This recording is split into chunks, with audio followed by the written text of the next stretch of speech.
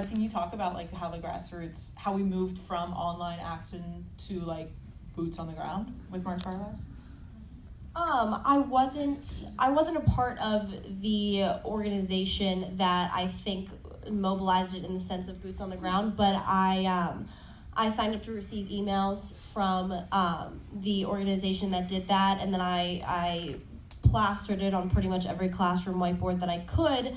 The link to go and sign up for that news. We did a meeting after school to make signs for the March for Our Lives. We a lot of the youth and government kids all came together and were like, we're gonna speak, and so we all helped each other with that and organizing who was speaking, because the person, it was Everytown, I believe, .org that did it, and they basically told my youth and government sponsor, they basically handed over this whole speaking thing to us, whoever wanted to speak.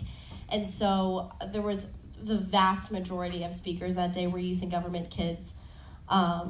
So I think what we helped do is not necessarily get the resources there, but once that we knew that they were there, we made sure people knew about them.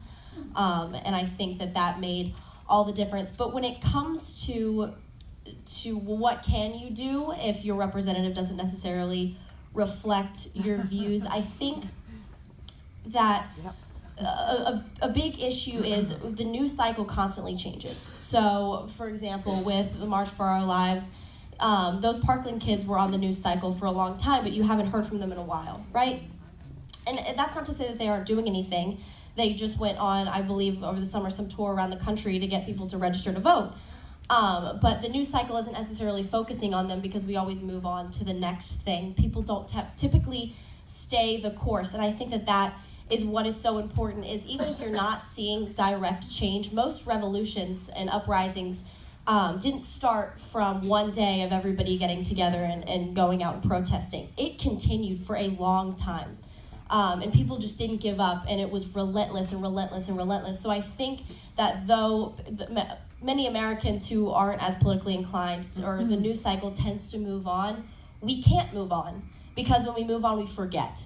And so it's really about staying the course and being relentless, and even if you don't see direct outcome or the positive change that you want to see overnight or even within a few months, you have to keep going at it, because politicians don't tend to hear things for the first time.